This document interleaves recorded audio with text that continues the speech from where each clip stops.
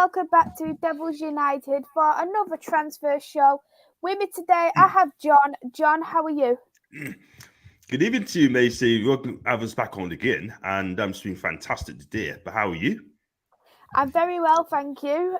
It's going to be good. Transfer window has now officially opened, so we can actually start to see deals being done rather than rumoured ones. Yeah, absolutely. Just all it is, like, it's just nice talking about done deals. If it's rumour once we could talk about it, then we could decide whether they're going to come or not. But you see people on the ITQ saying, doing things to us, saying it's a done deal, this and that and t'other. If they want to do that, that is cool. That's absolutely fine. But don't mean to say I'm going to join the bandwagon. I have my decision on it as well. And yeah, well, rock and roll. Exactly. Hey there to Static, who's in the chat. I hope you are well. We'll go with the first transfer rumour from Manchester United, which has been on and off for the past couple of months since Ten Hag has really joined Manchester United. But this one seems to be a lot more on at the moment, which is Anthony from Ajax, winger, who plays on the right-hand side. So presumably what people are presuming is that Sancho will stick to that left-hand side. Anthony will move on to the right-hand side. So we've got another natural right-winged player there. Rumours are suggesting that Manchester United are submitting a €45 million offer for Anthony, which is equivalent to 38 mil, according to some reports in Brazil. He's had 12 goals, 10 assists in 33 games.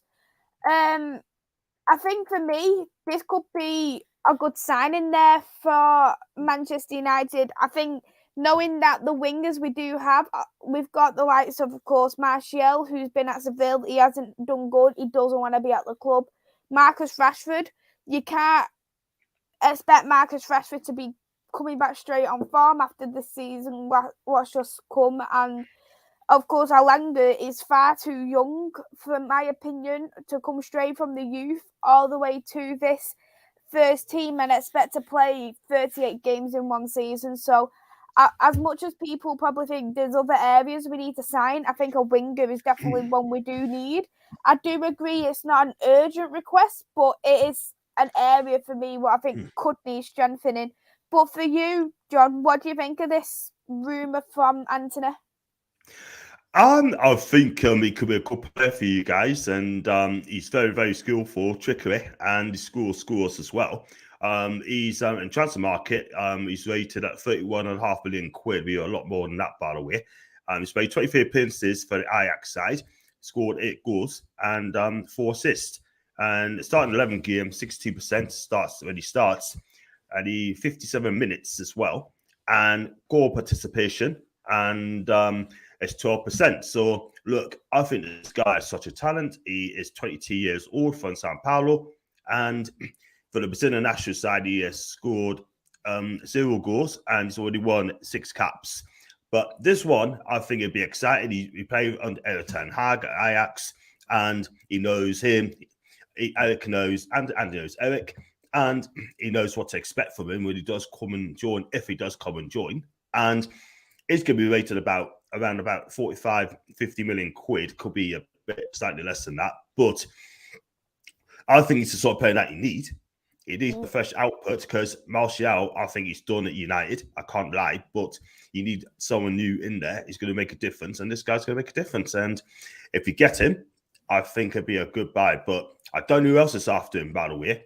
But I've read Liverpool are supposed to be after him, but if you look at that Liverpool team, I'm not obviously discrediting it, but is he going to get that game time like he would do at Manchester United? And I'd say no, because we need a natural right-hand winger, whereas with Liverpool, they've got Salah, they've got Harvey Elliott who could play there, they've got Minimamo who could play there. So they've got 3 different players who could play in that right-hand side.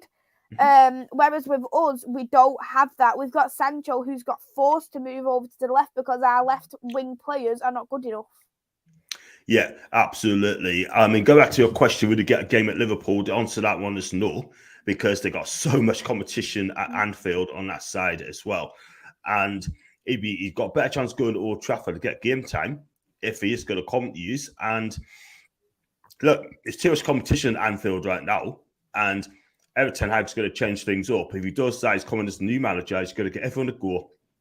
I mean, Martial, for me, is a waste of time.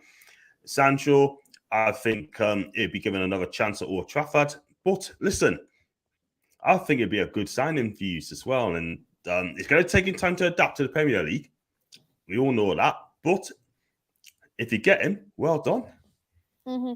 To be honest as well, I think that the other transfer I'm going to talk about later on, but these transfer links at Manchester United this season, the ones who have played under Eric Ten Hag already. So, in my personal opinion, even though they're not played in the Premier League, it's still smart to the respect of the manager knows how to work these players. The manager knows what's best for these players, the positioning, what's best for these players. So half the job there is already done. So it's just a matter of getting the other half, which is what you have said, adapted to the Premier League. Yeah, absolutely. It's just, you know what it is, right? I mean, it's like I said, it's going to take time. Don't expect him to come in and do miracles. Yeah, it's going to take him time. And you said there, he's got half a job. He needs to get half job as well. The transfer window is long, right? It's still plenty of time. It's just open, by the way, officially open, which is good. And there's going to be twists and there's going to be lots of twists and turns around as well. Who to get, who not to get. I'm sure they've got good people advising ETH to who to get, who not to get. I mean, they need a good scouting network as well, which I believe they've got its own scouting network as well. So watch this space. But one thing I'm going to say, they are going to spend. They're going to spend big again. Mm-hmm. Yeah, I agree with that completely. We'll go through a couple of the comments here. Static has actually mentioned about a transfer which was linked to Man United, but Liverpool has beat us to it. Darwin Núñez definitely going to Liverpool. Fabrizio announced it, 80 million euros plus 20 million euros add-ons. So it's actually equaling to one of the in the top 4 highest Premier League players in terms of transfer buy in history. For me, I know a lot of United fans didn't want that. I wanted Darwin Núñez, but I even said last week I was very cautious because of his qualities, and I'm sure you could back me up on that. But what do you make of this Darwin Núñez signing for Liverpool? I think Jurgen Klopp knows exactly what he's doing because Sadio Mane will be on his way to Bayern Munich, most likely, but he needs to get someone coming in. But we was after him, you was after him, yeah, and I didn't think Owen was going to pay that sort of money for him. Who's they probably think he's unproven the Premier League. I don't really want to hear that. If you're a good player, you are a good player. It's as simple as that, yeah. But I think is it a gamble? Probably not, because we know what Darwin Núñez is like. I mean, I know you're not a big fan of him because of his first touch, etc. Like you said before, his first touch and his link-up play in the midfield. They're the two things of Darwin Núñez for me, and I think with Liverpool, he's got time to adjust, and he's got the right manager to do that. I'm not saying we don't, but we needed a player who, as soon as Ronaldo gets injured, you're in. That is the kind of striker we needed, and we couldn't expect Ronaldo to play every single game. So that's why I would say, in terms of his qualities, they don't suit, for me, Manchester United, because we need a player who is able to link up well with Bruno Fernandes, because that's when he thrives, to link up with the wingers, because that's when the wingers thrive, and also who can actually have a decent touch for when crosses go in. Yeah, absolutely. Guy's 6'2", and look, it's gonna be tough. When the taller you are, the difficult touch is gonna be. But like you said, things gonna work out as well. And like I said, he's gonna get time. He's gonna get good players around him. Mo Salah's one of them, obviously, and Luis Diaz as well, which is fantastic. And they're gonna put this cross in for the big guy. And like I said, it's gonna take time to adapt to the Premier League. And I'm sure it's going to be a huge success. But if he works on his first touch, like you said, and his link-up play, then things will be fine. How Benfica play, they play 4-4-2. They do. So they've got the striker next to him. Exactly. And And this is that's the thing. how players who hasn't got a first touch work well. They work well in the 4-4-2. That's when we've seen the best of Lukaku in the 4-4-2 at Inter Milan. Because he has a striker next to him who's able to provide that for him. Yeah, absolutely. I mean, you've got world-class players there, and they're going to help you the best you can. And if it's a success, then I believe Liverpool's going to have a big season again next season. And let's hope that's the case if you're a Liverpool fan, of course, yeah. But I mean, I think it'd be a success. I think Darwin Núñez will come in and I think he'll do a fantastic job. You get a world-class manager, you've got world-class players. And if you've got that with a class player there, I'm not saying he's world-class yet, but with a class player there, he's quick, he's pacey, and I think it's going to be a success. But it's going to be very interesting to see how this pan out next season. Agreed. Hey there, Andrew. I hope you're well. Hello as well to my dad. I hope you are well as well. Hey there to Rava. I hope you're well. In terms of Anthony, he's just rumoured at the moment. Fingers crossed we do end up getting him. Fingers crossed. This was the next transfer I was going to go to for you, John. Is he a man yet? Not yet, no, but according to reports, yeah, but he's on a subs bench today for the French under-20s, yeah. I think he still wants to sign for us. No one else is after him, excuse me, but once the tournament's over, he's got a hamstring injury because he pulled up after 5 minutes in the semi-finals against Mexico, I think it is. But at the end of the day, he seems to be all right, otherwise he'll not make the bench. But I think this move is going to happen. And unless he puts on a Newcastle shirt and he holds a scarf up, he's not a Newcastle player as of yet. But if he gets a medical, depends how bad hamstring is, then I think it could pass. If it's not a big one, he could pass on it. But the season's over, so you have time to get himself fit before the new season. He posted out a tweet saying that it does look as bad. But as far as I'm concerned, I think it's going to be like a couple more days before he gets medical, but watch this space. Things will be okay.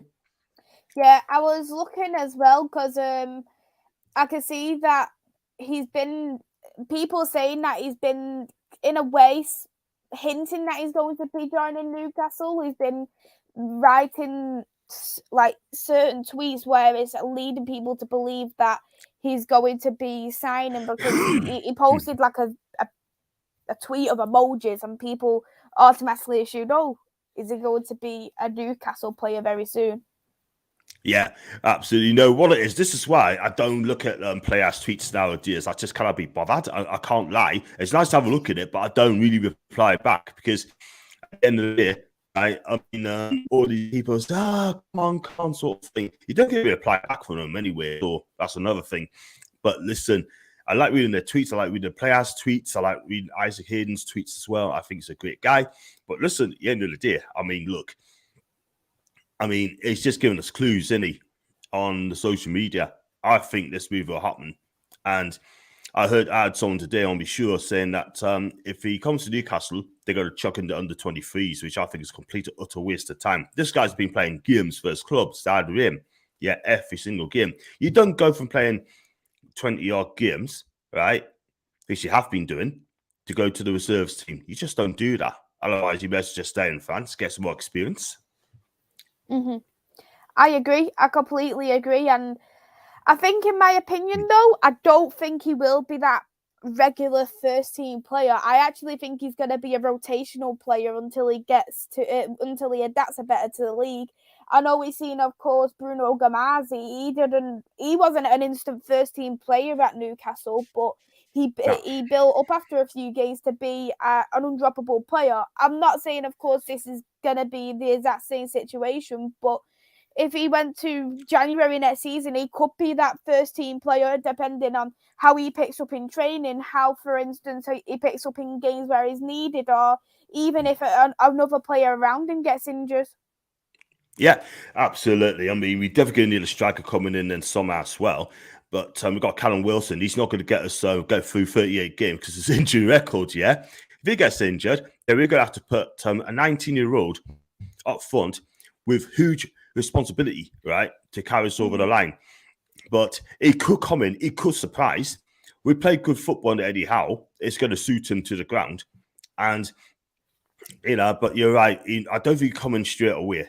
I think Eddie Howe, like he done with New Bruno, nurse her in, find out what the Premier League's all about.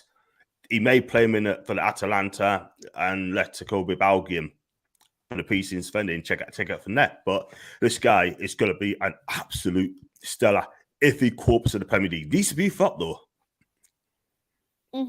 Yeah, it's just a matter of if he can adapt. I know some players can take a little bit longer. Some people can't just simply adapt, and some people can just do it straight away. So it'll be interesting. And I do like when I have seen strikers come from Ligue 1, like Zlatan, Cavani, they've done it. They absolutely adapt so well. So there's no reason why this player can't do the exact same. And like you say, he's only so young as well. 19 years old. So he will be, if he signs a long-term contract at Newcastle, he'd be hitting his prime in the Premier League. And you can't really name many other leagues what is the best league to hit your prime in. Yeah, absolutely. I mean, it's going to take him time. You said that. And I do believe that under the right management of Eddie Howe and the lads, I think he'll be a success. I really, really do. He's going to play on the right-hand side. He's going to play up front. Excuse me. I think I'm so excited to see this kid. I've got to back this guy all the way. And he didn't want to come to Newcastle in January. It's because it's the wrong time. But now, because of persistence, then I'm sure, I could be wrong on this, he might have to with David Ginola, Lauren Robert, Olivier Bernard, and ask them what it's like playing for Newcastle United and the fans and the atmosphere. And I can guarantee you, they told them straight away what the atmosphere is like, yeah? They ain't going to turn around to him and say, they haven't won trophies years and years and years. Wait till go to a London club, go to the Manchester clubs, or go to Liverpool as well. Do you know what I mean? But we are so excited to get in this guy. A lot of people say it's a bit pricey, but that's the going rate. That is the going rate. And I think he's going to be a spot-on player. And if he gets the right service, I'm sure Kieran Trippier will look after this guy. If you want me to be honest, if you look at 30 mil, what 30 mil euros, what you're looking to pay for him for, and he signs a 5-year deal, that 30 mil deal, that doesn't equal that much in the long-term run, does it, to be fairly honest? It equals to what's I'm trying to work out 6 mil per year is how much he costs. That's not bad at all. I thought that's a good shout. I mean, it does look a lot of money. You pay it out in installments as well. 6 million, you're right. I mean, 6 million, there you go. You're going to get 120 million price money, right? 6 million chicken feed. Do you know what I mean? But that's a fair shout. So, like Liverpool's going in for Darwin Núñez, it's going to be a total of 80 million. 10 million this season. Bang. There you go. But, I mean, you know what it is? I'm looking forward to it. And he's worth the investment. He's been getting rave reviews as well. He's been linked with teams like Borussia Dortmund and PSG.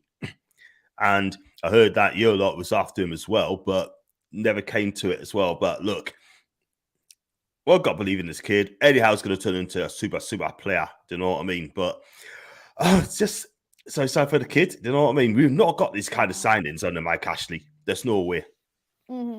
Yeah, exactly. Let's go through a couple more of the comments.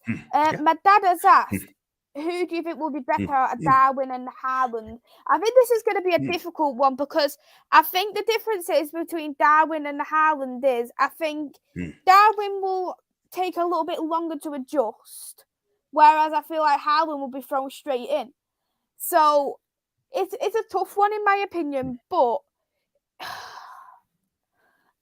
I really don't know. Who do you think, John?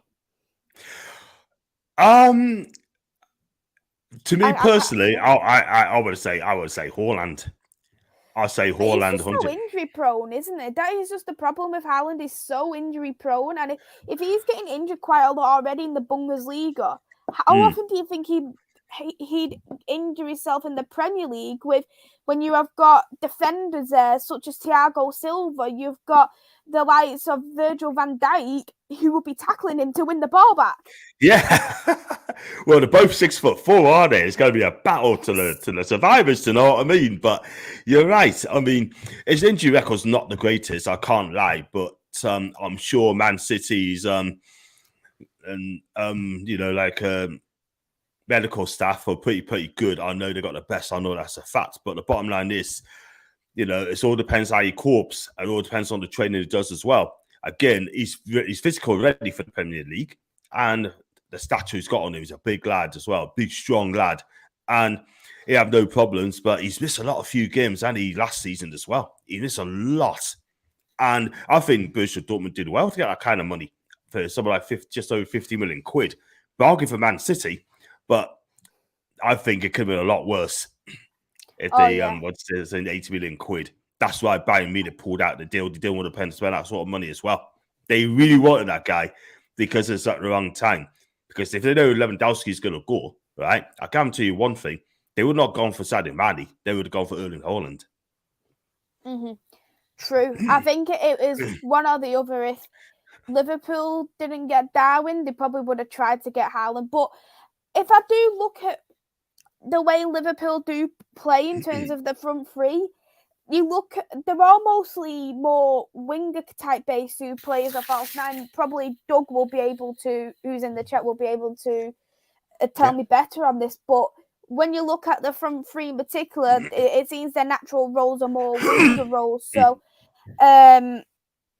perhaps who knows what will happen. But I think to have a natural striker at Liverpool will do very well for him being in the air, for instance. His height, that's going to play a big, massive part in that Liverpool squad. Yeah, I agree. I mean, playing 4-3-3 is an interchangeable role. I mean, if you play 4-3-3, they could change from centre to wing, whatever sort of thing. But you don't know which three's going to do the job when you play 4-3-3. I love the 4-3-3, by the way, because we play that ourselves. Oh, I love it. We don't play it though. I love it, and we don't play it, and it hurts me, and it angers me because I hate the 4-2-3-1. Yeah, I guarantee you now you not play 4-2-3-1. You play 4-3-3. We will play that next season. We'll play 4-2-3-1. I can feel it in my bones. I already can feel it. Yes. Oh yes. I'm not gonna complain. I can't. Why no? You gotta trust in Eric. Trust in Eric. You trust, by the way, not us. You. You know what I mean? Yeah. But I tell you, it's going to be fun. But next season is going to be real fun. And I'm going to enjoy it. But the 4-3-3, if you've got the players to do it, that is cool. 4-2-3-1 can work. Again, we do it. But I don't want to see this 3 at the back. I don't want to see that from my teams at all. 3-5-2. I mean, if you've got the players to do it, okay, cool. That's fine. But I will not play it that way. They've got the players to play 4-3-3. You've got the players to play 4-3-3 as well. And I think it's going to be so amazing. But if you think about it, if you look at the bookies, right? We are 15-2 to get into the top 4 next season. 15-2. Wow, that's good. That is very good odds. Very good odds.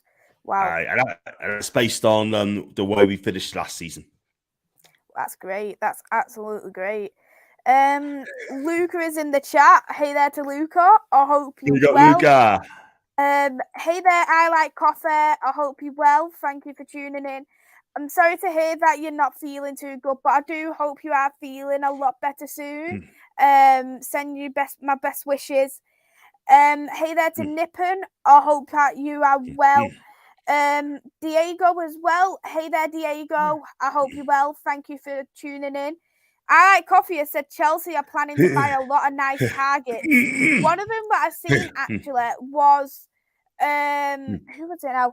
Dembele is supposed to be close to signing for Chelsea.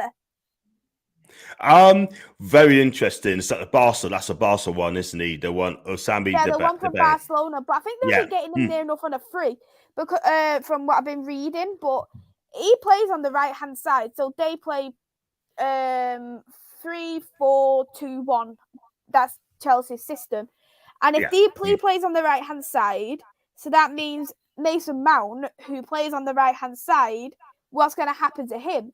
Will he be dropped into the midfield or will he be dropped to the bench? Because I don't think he's particularly good on the left. And I think he's better as a 10 and on as a winger, but if he drops back, he'll be playing as a number 8. So I don't know how well he'd work. And if that's the case, Kante, Jorginho, Kovacic could potentially get dropped. Yeah, absolutely. And also you got the 5 subs bench as well. And you can bring on 5 players from the bench as well. That's why they want a big squad next season. So, which would probably help to getting more players coming in. Yeah, I mean, if Dembele does come, it'd be very interesting how he'll fit in at Chelsea. Depends if his injuries is hold up as well. I think it's going to be exciting. This guy, he's quick, he's direct, and he can make a difference. But and Kante, I like him as well. I don't know if he'll be at Chelsea next season. I hope he does for Chelsea's sake, because I still think he's got it. I mean, I still think he's got it. That guy is absolutely. If he's available, you should get him, because I tell you what, it'll do good for you as well. He's been linked so many times at United, and the thing is with Kante, I think he used to play really as a defensive midfielder, but in the past couple of years, I'd say the past 2-3 seasons, he's played more as a number 8. Even though he hasn't displayed the goals or assists what you'd expect, he plays a lot more forward role, and it's Jorginho who tends to be at the back. And if that's the case, then it wouldn't be much different compared to De Jong, who prefers receiving the ball from the defenders. Yeah, absolutely. I mean, I think you midfield he's shaping up De Jong. I'm sure we're going to talk about him in a bit, but I think he's going to be brilliant for you. But I think your midfield needs to be something different, mind. I mean, Matic, I know he's off to Roma. He's gone to Roma. I mean, wish him all the best in the future. Like, you know, I think he'd be suited there. Much slower. I think he'd be fine there. No problems at all. And yeah, on to Kante. You've been linked to him quite a lot of times. And he's 31 now? I think he's still got it. And I think, you know, he's the sort of thing he's got to come to you with faster experience and the know-how as well. He's a champion. He's a winner. And, you know, and then all the younger players, like people like Fred, even De Jong, could look up to. I think it'd be brilliant if you get him. So don't rule him out yet. Don't rule him out. If he's available, I think you should get him. Yeah. I think it will cost an absolute bomb, though, to be honest, Kante. Yeah. I can't see him letting go very lightly, but I think there's other options I think we should take in this transfer market first, in my opinion, and then because I don't think Chelsea will get rid of him so easily. It's just like you see Mason Mount links to Manchester United. There's no way that Chelsea would let him go lightly either. So you'd be paying an absolute ton. Not just that, there's Premier League tax, there's England player tax, and then of course with Kante, there's he's won the World Cup. That's going to put some tax onto that. He's won the Champions League recently. He's won the Champions League in the past 2 years, so that will get taken into consideration also. Yeah, absolutely. I totally agree with you there. I mean, the thing is though, are Chelsea going to sell them their best players to you? And to win things, I don't think they will. I mean, I don't think Chelsea sell the best players to us now, because we could be a threat. No. But it's just a shame. But look, it's going to be interesting. And you have to watch this space, because I can see surprises going to come in. Look at Van Persie when he left Arsenal to come to you. And that won you the title. And Arsenal were absolutely fuming at that. But it's going to be tough. It's going to be exciting. Mm-hmm. It's not over yet. Speaking of Van Persie, I don't even think we've had a proper striker since him. I really don't think Manchester United... Ruud van Nistelrooy, best finisher I've ever seen at Man United, but Van Persie was the last natural striker for me where I could easily say, this guy can score 20 goals in a season. I haven't had that at Manchester United since. And funny fact as well about Van Persie, he was the first player I ever got on the back of my Man United shirt. Yeah. The first ever player.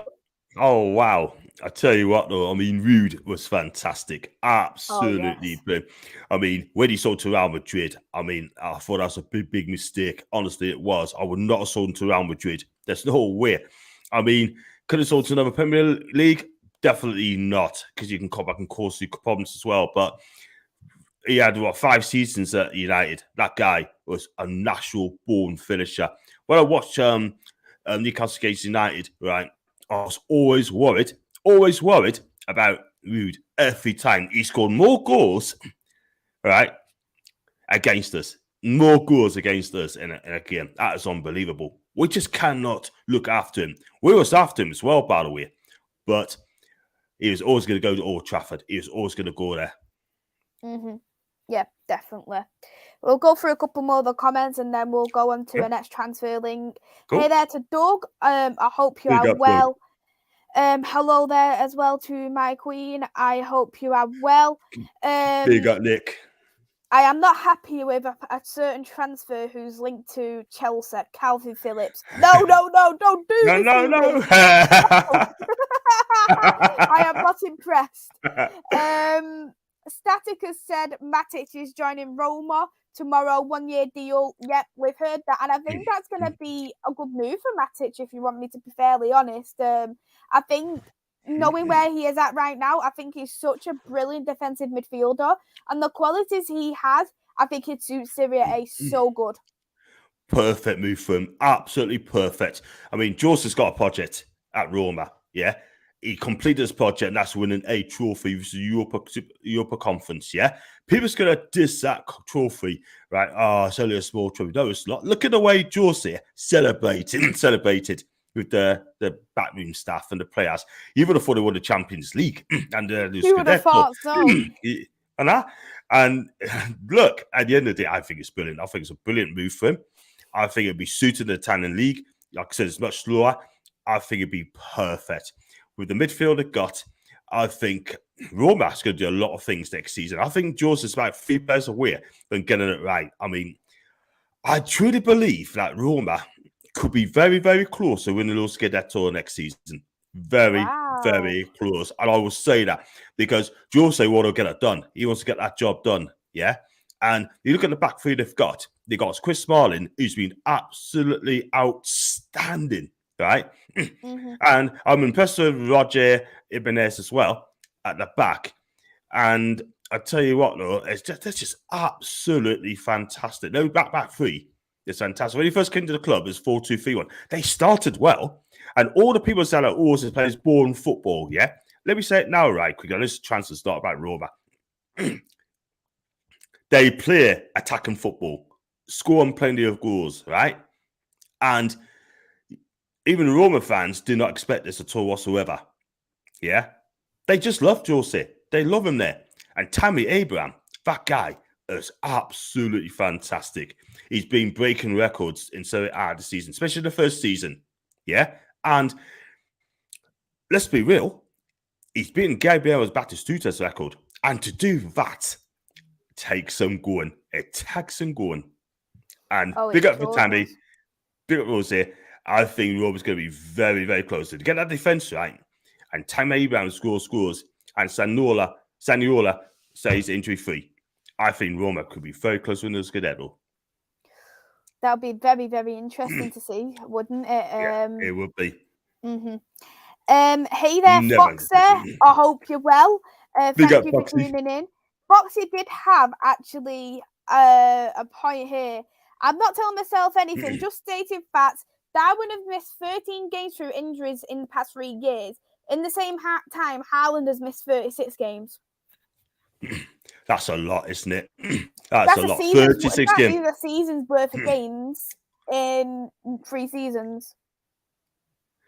Yeah, I mean, that is a lot. That's an average. 3 seasons, 36 game bits. That's 12, 13 games a season. That's a lot to be missing. I can understand if you get injured, a long-term injury, but that's a lot. That's a lot. And there's got to be something wrong with the training they're doing or what they're doing. They need to check that out very, very quickly. Mm-hmm. Definitely. I agree 100%. Hey there to JR who's in the chat. I hope you're well. Poch has left PSG. Good riddance for PSG probably. But Ed Woodward, I think we would have paid double what we paid for. I think it was about 6 mil. We was looking at activate really getting Poch for, whereas like Ten Hag was half the price. Yeah, absolutely. I mean, he could have waited, he could have got him, but excuse me, for me, I mean, that's no surprise, really. Not surprised at all that PSG decide to bid him, and they will bid him if they haven't done so. But PSG is a difficult club to manage. You look at the managers they had over there: Unai Emery, Thomas Tuchel, Poch, yeah, all those players they have been fantastic. Carlo Ancelotti as well. Since they left PSG, they've gone to do better things, yeah, better things. I can't lie. It just goes to show the PSG is a difficult club to manage. And now you've got Mbappe there as well. He's going to influence on people as well. I think the match is going to be thinking twice. Exactly. People's going to be thinking twice of going there. They're talking about Zinedine Zidane. They're talking about Christophe Gaultier, who's managing at Nice. Yeah, he's favourite for the job as well. They're not going to play. He's not going to play exciting football, but he has won Ligue 1. He's won it with Lille. Yeah, then he left. Now he's gone to Nice. Right, done all right, but at the end of the day, right, they're not playing exciting football, and he's having problems with the sporting director over there as well.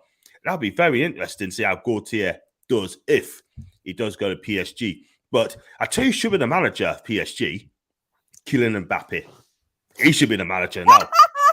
He should. Well, let's just be honest though. With Mbappe, if he's going to got all the control, what's the point of manager coming through? They want Zidane.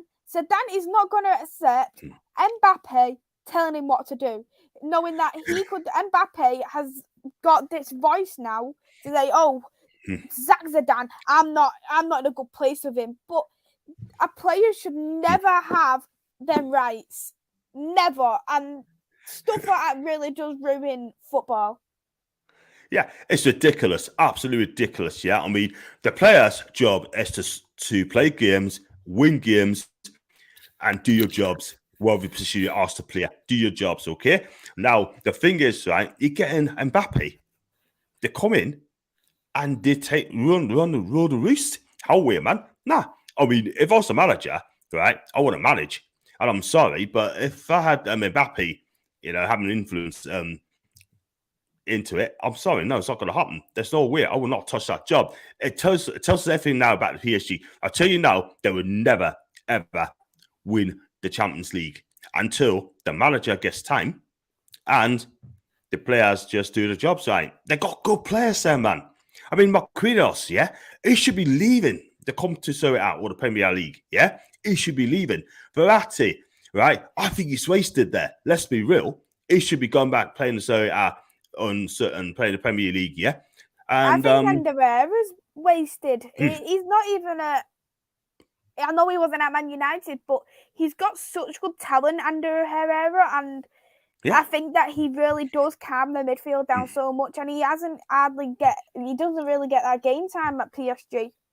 No, that's the thing. They only go there for the money, for the paycheck. That's all it is, yeah, because then they're going to pay the money. Look at Ronaldo, right? He goes there, not in the team, yeah? Not happy. He wants to be in the first team. It just goes to show that you go there, he get about like 250k a week. That's what he's getting. He should have stopped at Liverpool, man. Give it one more year at Liverpool, and he would have made a difference. But the bottom line is, they're not, to me, they just want to put money first, then the career second. We got a lot of problems at Newcastle now. People's on big money, but they don't want to leave the club. That is the thing. And they need to fix up very, very quickly. But PSG, let's be real, they got massive problems. Whoever comes in, it's got a difficult job. Even Zinedine Zidane, if he goes in, he's got problems as well. It is a difficult place to manage. Mm-hmm. Yeah, we'll go on to the final question from Diego. In the first 10 games, where would you expect Manchester United and Newcastle to be? For me, I think it's a difficult one, especially knowing the fixtures aren't out yet. I think if we do get a tough test in terms of, I think it'll be a tough test against Newcastle. I think it'll be a tough test against Liverpool and Manchester City as well. And if we get all of them in our first 10 games, I think we could be in top 6. But I think if we get, for instance, Brentford, Southampton, blah, blah, blah, them kind of players, and plus we get the right signings coming in, I think we could easily be in the maybe top 4 perhaps. But I think it's, for me, it's depending on who we get in this transfer window, for one, and for 2, who we get in the first 10 games. What about you, though, John, for Newcastle? For Newcastle, if you can get top 6, it depends who we buy. If you get in the top 6 after 10 games, then anyhow, I've done has exceeded expectations, yeah. But it depends who we're going to buy.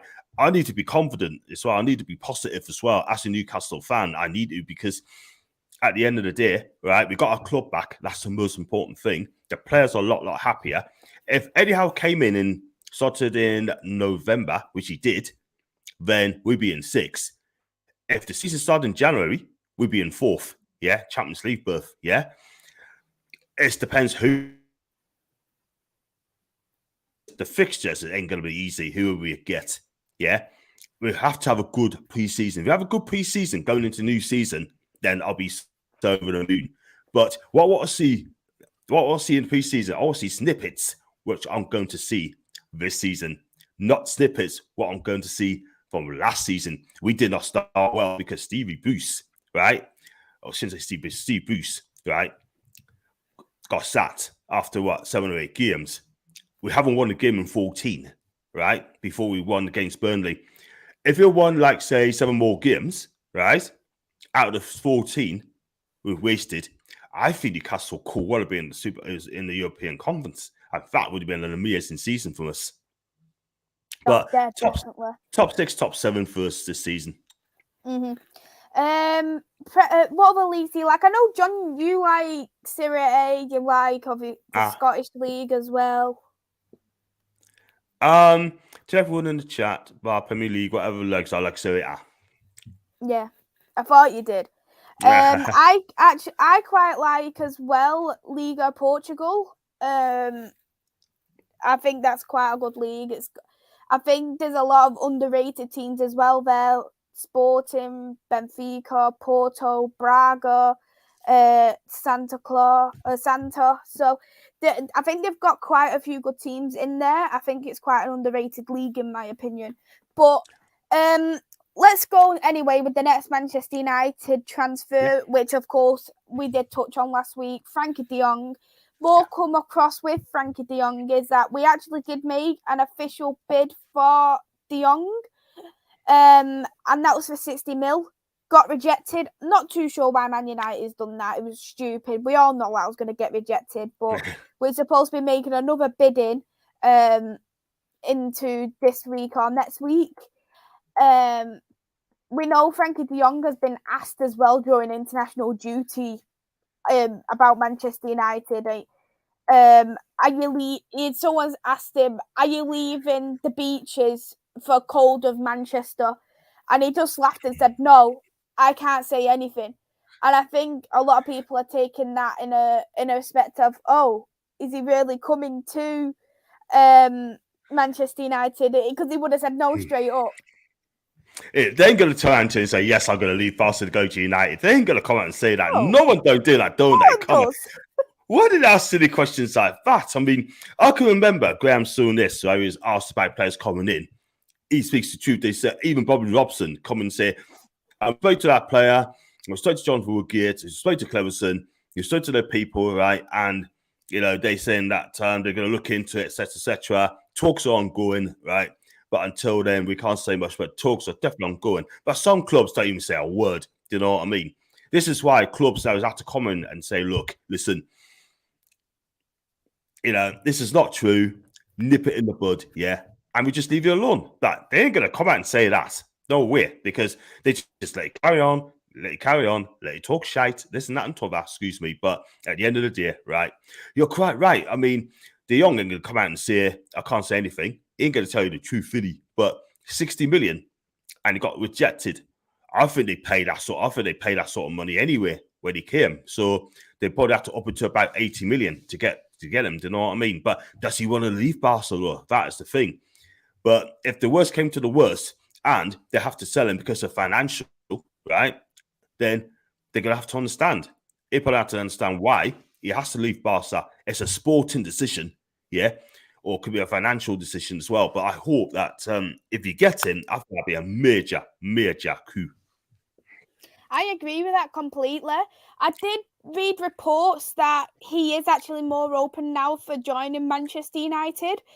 Not too sure why he's been more convinced, but he's supposed to be much happier with the he wants to join. I think maybe the plan might have changed his mind, but I think that it is going to be a very interesting signing on De Jong and where we would actually play him, because he said where he wants to play behind the midfielders, but he plays a more forward role at Barcelona as well.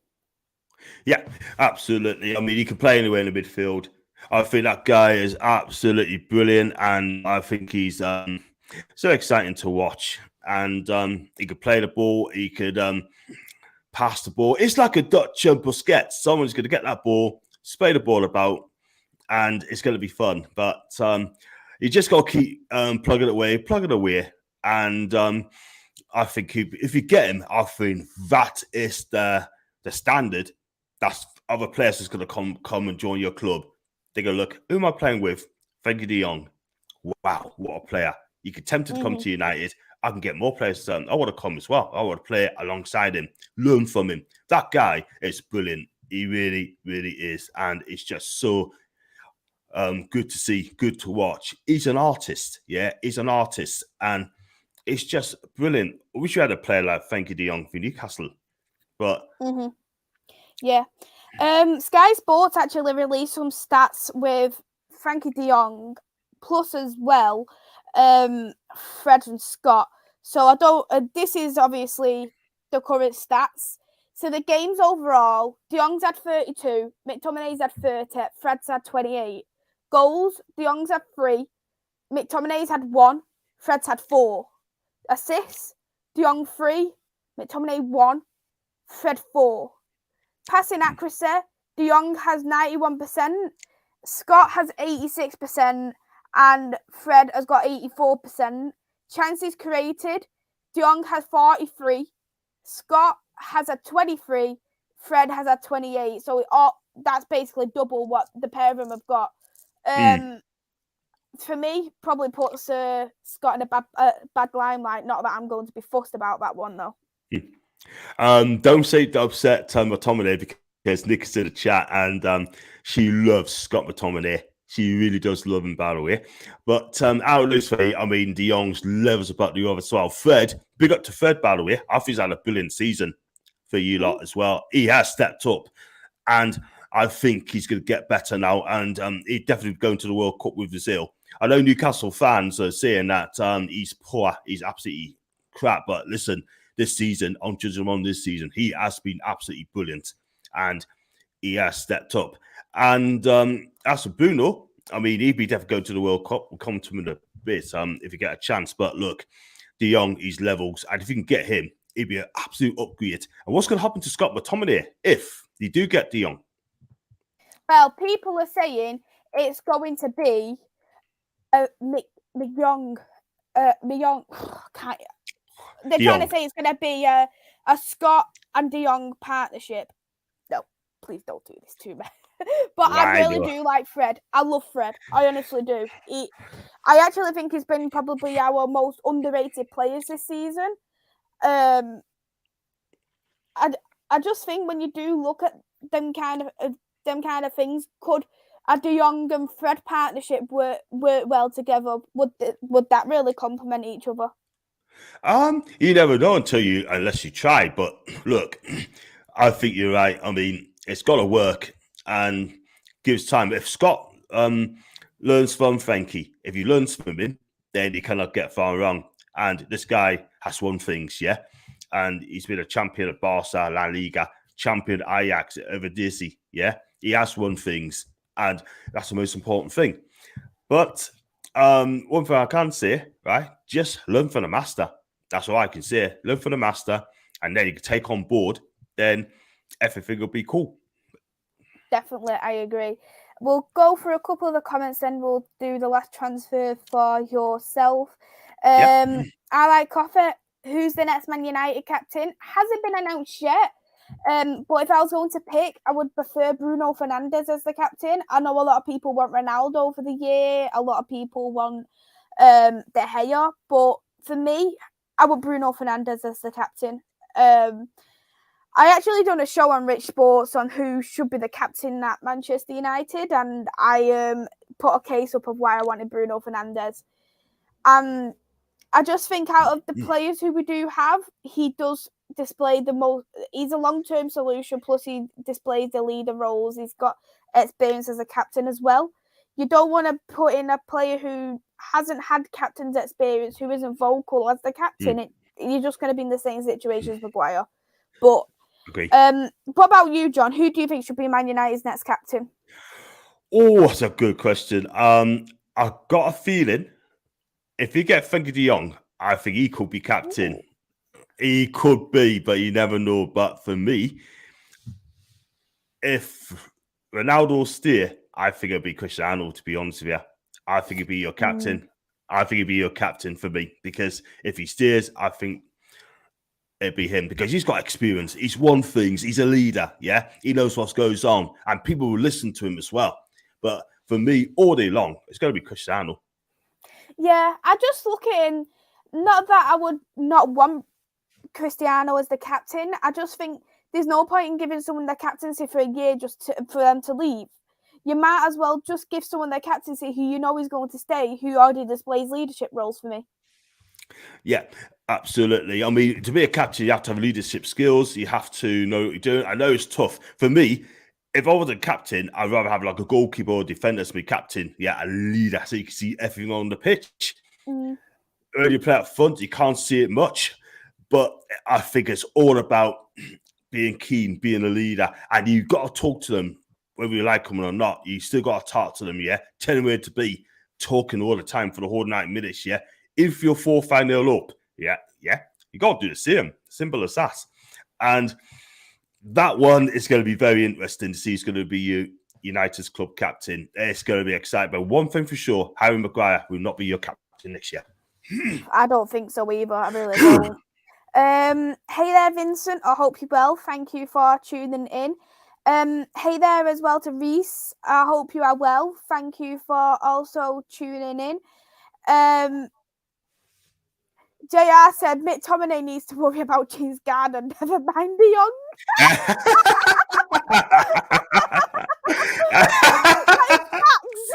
Wow. That is going to be my favourite comment. It's true. It's so true. Wow. Oh, man, that's class. Wow. Hey there to Chris, who's in the chat. I hope you are well. And hello there to Del Boy. I hope you're well as well. What's the crack? What's the crack? What's the crack, Del Boy, man? JS asked if Henderson's good enough to be your number one. He would have been my first choice, but if he come to us, then I'll back him. Yeah. But he doesn't get enough games for me, yeah? I know all the Newcastle fans piping up and saying, oh, come in, so he'd be great, yeah? But he will not be my first choice personally, right? If I'll go for a goalkeeper, you got to pay a lot of money these days for a goalkeeper. I've done one this afternoon with Brad. We talked about Jan Sommer. We talked about Abel Lafont. We talked about Roger Sanchez and Brighton. And we talked about David Raya as well. If we can get either Sanchez or David Raya for Brentford, I want them both as well. I take them both. I love them both. I think Sanchez is around 30 mil. And 50. He's worth about 50. That's what they want. That's what they want. That's what they want. Right, because if they can get 50 for Ben White and Tony Bloom, it's the most tough negotiators in the Premier League, right?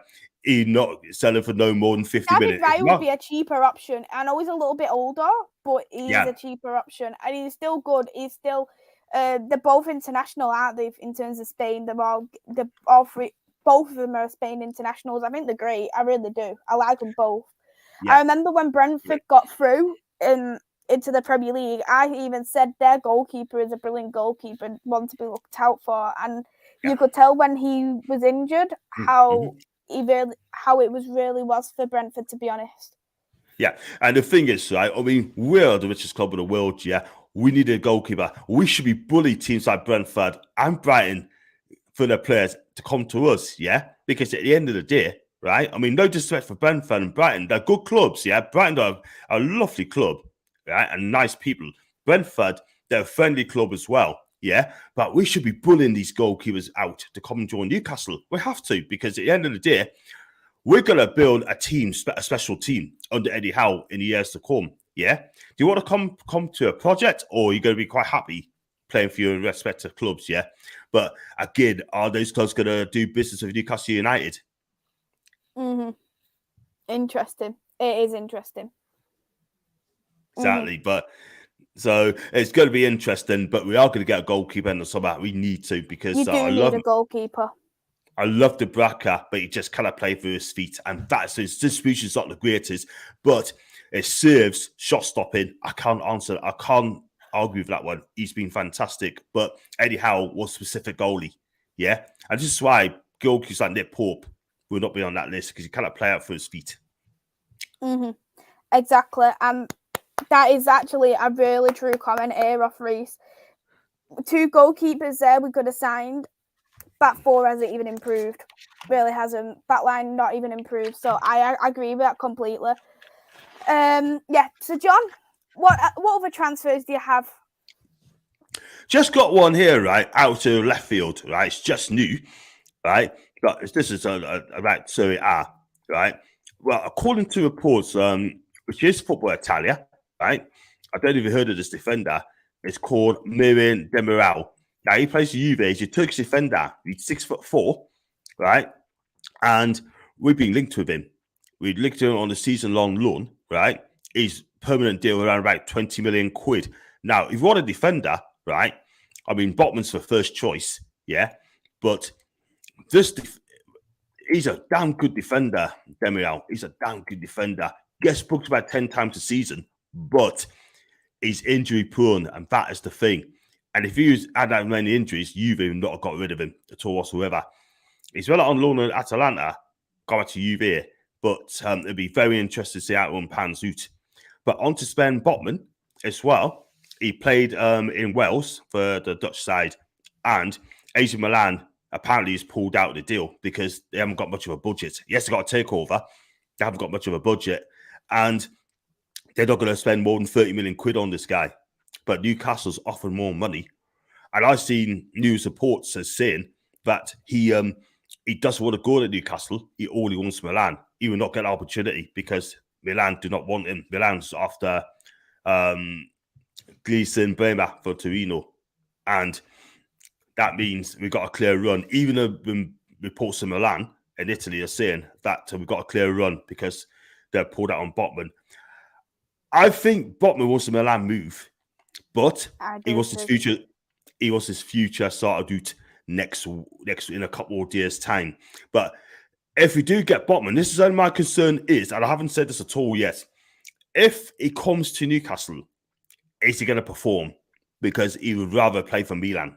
Yeah, that's the only way. And I know people's going to say, "Oh, Botman's going to come. He's going to come." Yeah, but if he does come to Newcastle, right? I'm not going to pipe on this guy because I want to see what he does first. Whether it's this man on Milan or is he going to perform for Newcastle United? I'm sure he's a professional. I think he's going to be a great player, but he's not quick. I think he's a decent defender, but it's going to be, I'll have him. I'll definitely have 100%, but I'm going to check out on this guy. I will not be piping up this guy. I'm going to see if his mind is at AC Milan because he wanted a Milan move. But we have to wait and see. They have to wait and see. And I like Coffee as well, saying we should not take Botman if we are his second choice club. And there you go. There you go. I agree completely with I like Coffee's comment because you want a player who wants to play for your badge. And if this player of Botman, he's a brilliant centre back, honestly, he is. And you know that coming into this club, you're going to be that reserved because you'll always have in your mind, well, Milan might want to snatch him up next season. Absolutely. The only way, right, you're going to do that, we take Botman, right? If you have to start last season, Milan wants him as well the following season, right? And you say, let's go to Italy. I tell you what, you can have him. We take Maino. We do a swap deal. You can have Botman. We take Maino. You know what I mean? That is the only way that this is going to be done. But let's be real. right? I mean, he got to play for the club. I think Sven Botman, we see what he says in the press conference, right? If he does sign first, if he really does sign first, it'd be very interesting. I'll be listening to that as well. I'll have a close eyes on that as well. And it's going to be very interesting. But I think now Milan's pulled out, there's nothing they can do about it. He's going to have to move to Newcastle, yeah? Being offering the money. So it's over to them. And I got one as well that he's going to make a decision in a couple of days' time. He needs to know before he goes off on holiday. Mm-hmm. Yeah, Reece did touch on a little bit regarding Milan's budget, and he said that he feels sorry for Botman because he isn't a priority because they've signed Sanchez for one. So Renato. and they're looking at they're looking at other players as well. Yeah, the thing is, right, I mean, Ketelari was after him as well, but Simon Mignolet, he used to play for Liverpool, right? He's got such a big gob, and he told him don't go to Newcastle because the area is not great. But this is the same Simon Mignolet that used to play for Sunderland for 3 or 4 seasons, right? So, yes, he knows about the North East, yeah, but it had been a London club, it was like, go to London. But no, right, let's be real. I mean, I just think it's a disgrace to get other players to say, don't go there. Just trying to, it's like Louis van Gaal telling all the players that plays for Ajax, don't go to United because they're a commercial club. I mean, he isn't wrong though when he says that. He isn't wrong. Yeah. We are a commercial club. That is the thing. Yeah. He isn't wrong in the slightest. I know he's having doubts about Timber coming to Manchester United now from what I've been reading. I do really like Van Gaal, but I think we did do the dirty on him. We really did.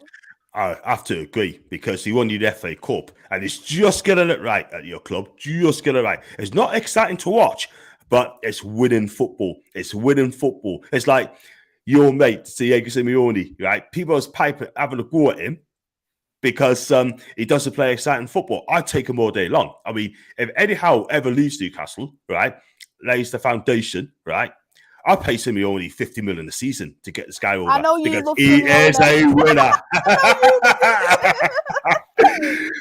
he is world class. I always know when it comes to you and Simeone, it's like a bromance. Hey, get in there. You might get one, yeah. He's going to be so exciting. He's going to be so exciting when he does come. I mean, not for football-wise, but what he does, he gets a back four sorted, right? Then midfield sorted and 2 up front. 4-4-2, yeah? If you don't like it, all I say to the fans, right, if you want to see entertainment, go to the circus instead. Do you know what I mean? Go to the flipping circus and watch the entertainment there, yeah? I want to see winning football, yeah? That's what I want to see, yeah? As long as we win games, boom, that's fine. But at the end of the day, Eddie Howe is our manager. I love Eddie Howe. But if the worst came to the worst, then he'd be my first choice. And I'll do everything to get this guy to Newcastle. Would you even sell an arm and a leg for Simeone? That's the question. Would you sell an arm and a leg for him to come? I tell you what, I'll take anything that comes. Yes, I would. Not for me. I tell you what, I wouldn't even swap for you for Simeone. I wouldn't swap you at all for him. Do you know what I mean? Because you're my favourite. And you're the best. And you with Simeone is just like me with Calvin Phillips. I've just got that urge to have him at Manchester United, and I know that's just something that's never going to happen. Wow. Absolutely. And you know what it is, right? I mean, he's just great. I know people don't want him. I get a lot of Newcastle fans having the goods and say, oh, he doesn't play attacking football. Yeah. And I'll just say to them, okay, what's he won? 2 La Liga titles, a Europa League, a kick away winning Champions League. Yeah? I say no more. Exactly. He's a winner at the end of the day. He is a winner. But let's go through a couple more comments, then we'll wrap up. Hey there, Jack. I hope you're well. Thank you for tuning in. Big up, Jack. Tony the Red is in the chat. Hey! My favourite Manchester United fan is in the chat. Nice. That's what he gets for calling me a Newcastle fan. That's what he gets for it. How are you? I hope you're well, mate. Thank you for tuning in. And Static, thank you as well for tuning in. I know you did mention you had to go, so thank you for tuning in. But we'll wrap it up here. John, thank you so much for coming on. Would you like to shout out your socials? Yeah, certainly do. And I shall do. Thank you very much for having us on as usual. You're the best. My socials will be John Sinclair 50 on Twitch, John Sinclair 50 on Facebook, John Sinclair TV on YouTube, and John Sinclair. Well, actually, it's John Sinclair, but also John_NUFC42. And guys, if you have not subscribed to my channel, can you please do so? Just go on YouTube, type my name in, click on subscribe. It costs you absolutely no chair. I'm 18 away from 2,700 people, and that will be absolutely amazing. You can help us out, please. Those are my socials. I'll do a watch along. I'm doing the Twitter Muppet Show tomorrow. Unless there's any breaking news, I'm back with you on Tuesday. And then we're going to do the Newcastle chat on Wednesday and Thursday. I'm going to try and get some people to come on, chat to them as well, which I think would be fantastic. If I can get new people come on, that would be amazing. And you know what? Please, just hit the subscribe button for us. That's all you have to do. And then I could do better things. Definitely. I'll put your link in the description below, so if you haven't already, go and subscribe to John's channel. I'll be next live myself tomorrow. I'll be doing another player profile. This time it will be on Donny van der Beek at his time at Everton. Got an Everton fan coming on, so go and check that out. 6 o'clock tomorrow. And then I'll be having some quizzes on during the week. John's on for a quiz on Friday. Nipper will be doing his quiz on Wednesday. So lots coming on terms of the channel. So hit that like button, smash the subscribe button if you're new, and we'll see you tomorrow. It's a goodbye from me. Bye from me.